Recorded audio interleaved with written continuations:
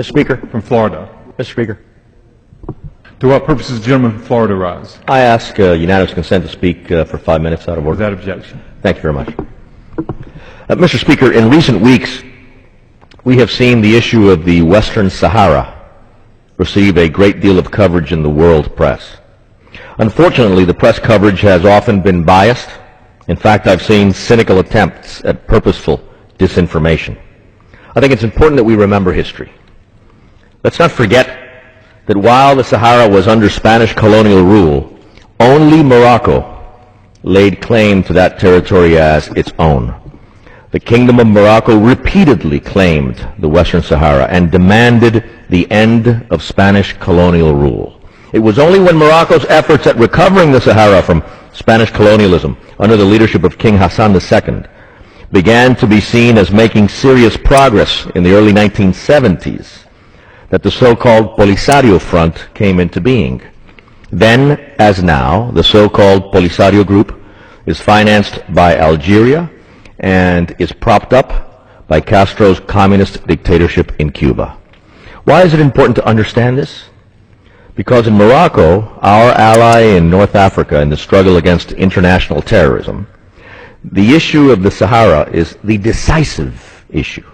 The reality of Moroccan sovereignty over the Sahara enjoys the support of the entire population of Morocco, including the Sahara itself. In other words, the issue of the Sahara is the sine qua non, the necessary ingredient for stability and peace in that country of strategic importance in North Africa, our friend and ally Morocco.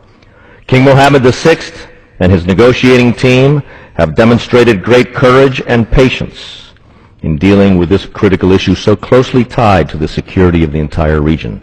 Let us never forget that a make-believe, an illusory, a fake microstate in northern Africa would be led by a Castro-Cuban-formed political class which would constitute a minority of the population even within the fake microstate, but would control it through Castro-style repression. Let us never forget that such a microstate would serve as a focal point of regional instability and destabilization, as well as an exporter of terrorism. For over a decade, Mr. Speaker, Morocco has agreed to grant a genuine and profound autonomy to the Sahara under Moroccan sovereignty in order to reach a realistic and definitive solution to this problem. But Algeria and the so-called Polisario continue to insist on the creation of a fake microstate. Majorities in this Congress, comprising both Republicans and Democrats, have spoken clearly in support of our ally Morocco's position on this critical issue in letters we have sent first to President Bush and then to President Obama.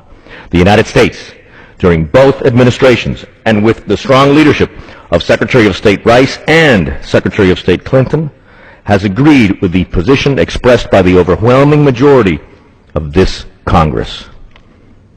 The future of America's struggle against international terrorism and the stability of Northern Africa require that the government and the Congress of the United States continue to stand firmly and clearly with our friend and ally, the Kingdom of Morocco. I yield back.